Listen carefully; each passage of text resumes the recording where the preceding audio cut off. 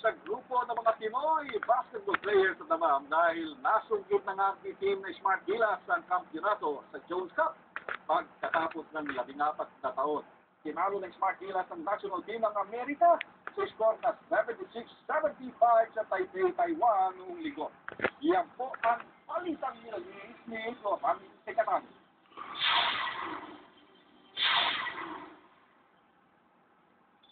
Hangang mga players ng USBF Eastern Oilers team sa Damam ay pinakitang galing ng national team ng Pilipinas na Smart Gilas laban sa team ng Amerika.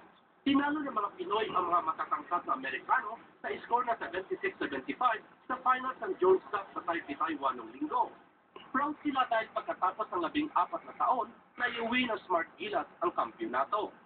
Ang galing ng ating team, Smart Gilas, for how many years, ngayon pa lang tayo nakaulit ng ganun na laro. Mapatuloy natin na yung mga Pilipino ay meron din mga bubuga in terms of sa basketball. Pinuri nila ang tatag at galing ng players at ng huling puntos na ipinatanalo ng kupunan. Pinakita ng Team Pilipinas na may puso sila, lalo na sa end games. Pinakita nila yung composure nila. Kahit malakas mong kalaban nila, like USA, lalo na si Tumawi, ang veterano nila, pinakita nila na kaya ng galing yung team.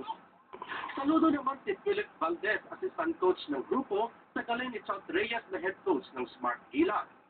Isang magandang bagay na ginawa ni Coach Chad Reyes ay yung binigyan niya ng go signal yung mga player na nailabas kung ano talaga yung talento nila.